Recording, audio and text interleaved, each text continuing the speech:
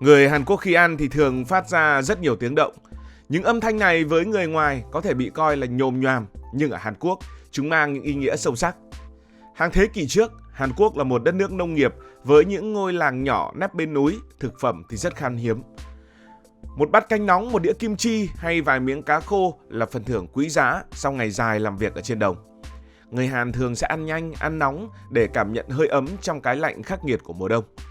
Tiếng húp sùm sụp chun chụt hay tiếng nhai giòn tan không chỉ là phản xạ, mà là cách người ta bày tỏ sự hài lòng. Một tiếng sùm sụp sau khi thưởng thức canh là lời khen chân thành cho người nấu, thường là người mẹ, người bà đã tỉ mỉ chuẩn bị. Trong văn hóa Hàn Quốc, tiếng động khi ăn không bị coi là thô lỗ, nó là dấu hiệu của niềm vui, của sự sống động và của sự trân trọng món ăn. Ở các quán bình dân, điều này càng rõ rệt. Bạn có thể bắt gặp một người đàn ông mặc áo khoác cũ, có lẽ vừa lái xong taxi, húp hết một bát canh, súp xương bò trắng đục trong vài phút, vừa ăn vừa gật gù vì vị ngọt của nước dùng. Bạn có thể nhìn thấy một cô gái trẻ, tay vẫn đang cầm điện thoại, nhai miếng kim chi giòn tan, suýt xoa vì cay rồi cười phá lên khi bạn bè trêu.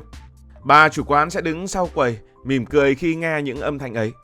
Với bà ấy, tiếng húp sùm sụp, tiếng nhai cơm là minh chứng món ăn đã chạm đến trái tim của thực khách. Nếu mà quán im lặng thì im lặng có nghĩa là món không ngon. Quả thật là như vậy, ẩm thực Hàn Quốc không chỉ là hương vị, nó là sự kết nối. Ở Seoul, từ những quán nhỏ ven đường đến những căn hộ hiện đại ở Gangnam, bàn ăn luôn là trung tâm của đời sống. Và ở tất cả những nơi khác của Hàn Quốc thì câu chuyện này cũng có ý nghĩa tương tự. Và những âm thanh trên bàn ăn không làm ai khó chịu. Chúng thường hòa quyện với tiếng cười, tiếng nói tạo thành một bản nhạc gia đình. Người Hàn Quốc thường nói chuyện rất to. Bữa ăn Hàn Quốc không chỉ là chuyện cá nhân, nó là trải nghiệm. Các món ăn như là thịt ba chỉ nướng, cơm trộn, súp hầm được chia sẻ.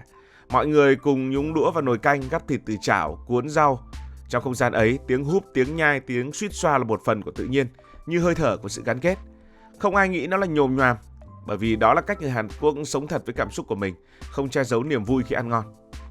Ở các quán ăn thì tinh thần này lại càng rõ.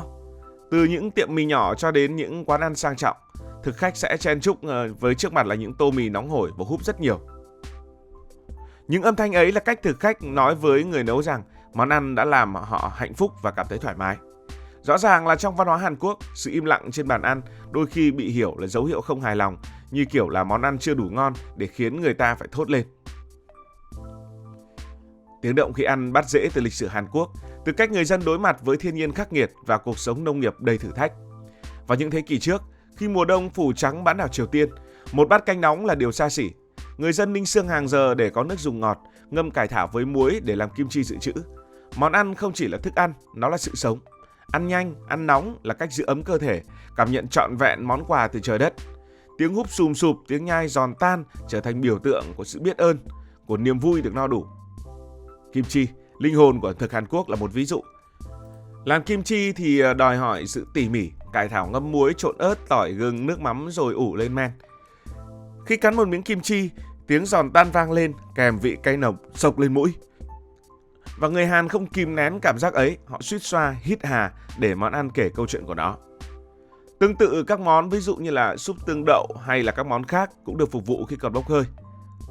Húp một thìa súp nóng như vậy, nghe tiếng chùn chụt là cách cảm nhận hơi ấm lan tỏa, trân trọng công sức của người nấu.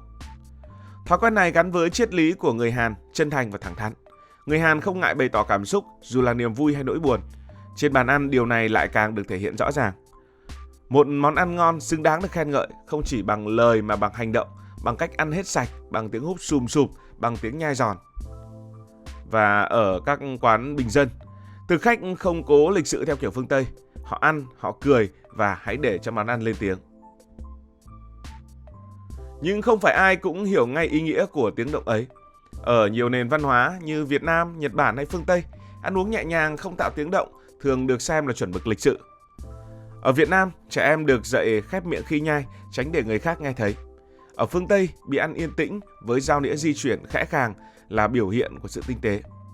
Ở Nhật, tiếng húp mì được chấp nhận, các âm thanh khác thì thường bị hạn chế. Vì thế, khi bước vào một quán ăn Hàn Quốc, người nước ngoài có thể bất ngờ, thậm chí là khó chịu khi nghe tiếng húp sùm sụp hay tiếng nhai kim chi rôm rả. Nhưng tại những quán ăn nhỏ gần những khu chợ thì khung cảnh này vẫn diễn ra mỗi ngày. Thực khách bản địa thường ngồi chen chúc, trước mặt là những bát mì thơm lừng hay những đĩa cơm trộn sền sệt. Tiếng húp canh, tiếng nhai rau, tiếng suýt xoa vì cay vang lên không ngớt. Một du khách nước ngoài lần đầu đến quán có thể nghĩ mọi người đang nhồm nhoàm và thiếu ý thức. Nhưng nếu ở lại lâu hơn, họ sẽ nhận ra những âm thanh ấy không phải là cầu thả. Chúng là cách người Hàn Quốc sống thật với cảm xúc, không che giấu niềm vui khi ăn. Một tiếng húp sùm sụp là lời cảm ơn người nấu. Một tiếng nhai giòn tan là sự tôn vinh món ăn. Khác biệt văn hóa này tạo ra những khoảnh khắc thú vị. Ví dụ ở những nhà hàng sang trọng, nơi phục vụ bữa ăn truyền thống với hàng chục món nhỏ xinh, không gian sẽ yên tĩnh hơn. Thực khách có thể sẽ giữ trật tự hơn đôi chút. Họ ăn chậm rãi, thưởng thức từng món được bài trí như tranh. Nhưng nhiều khi người ta vẫn nghe thấy tiếng sùm sụp ngay tại chính nơi đấy. Tiếng động khi ăn không chỉ giới hạn ở nhà hay quán nhỏ. Trong các buổi tiệc công ty tại Seoul, bàn ăn trở thành sân khấu của sự gắn kết. Tại một quán thịt nướng, đồng nghiệp quay quanh những chảo thịt nướng xèo xèo.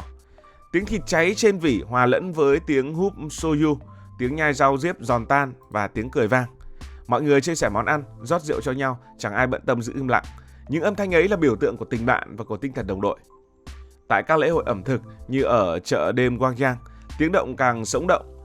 Những gian hàng tteokbokki bốc khói nghi ngút, mùi cay ngọt lan tỏa, thực khách chen chúc, vừa húp nước sốt đỏ rực vừa suýt xoa.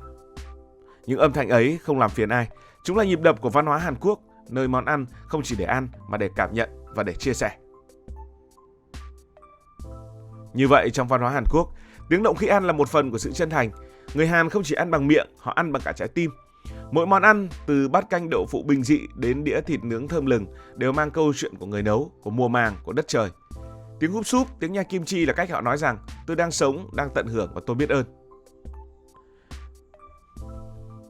Và sau đây là một số sự thật thú vị về ẩm thực Hàn Quốc. Sự thật thú vị đầu tiên, nguồn gốc cổ xưa của kim chi. Kim chi, món ăn biểu tượng của Hàn Quốc, đã tồn tại hơn 2.000 năm. Ban đầu kim chi không có ớt vì ớt chỉ đến Hàn Quốc sau thế kỷ 16.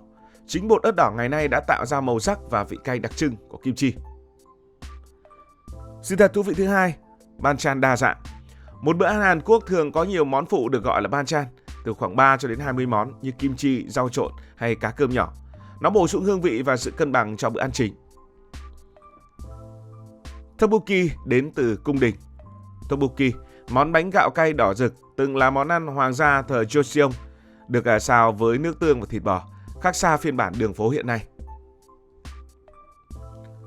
Soju, rượu chưng cất nổi tiếng của Hàn Quốc, là một trong những loại rượu bán chạy nhất trên toàn cầu, với hàng tỷ chai được tiêu thụ mỗi năm. Soju làm từ gạo, lúa mạch hoặc khoai lang, thường uống cùng đồ ăn. Bạn có biết về màu sắc trong các món ăn Hàn Quốc? Bibimbap, món cơm trộn đầy màu sắc được sắp xếp theo 5 triết lý của Hàn Quốc: đỏ, trắng, đen, xanh, vàng, tượng trưng cho hài hòa và sức khỏe. Ẩm thực Hàn Quốc cũng nổi bật với các món lên men, không chỉ kim chi mà còn tương đậu, tương ớt, nước tương, mang lại một vị đặc trưng. Sự thật thú vị tiếp theo, đồ ăn đường phố Hàn Quốc là kho báu của văn hóa, từ những món bánh ngọt đến chả cá, được bán tại các chợ như là Gwangyang hay bất kỳ một khu chợ nào khác với giá chỉ vài nghìn won.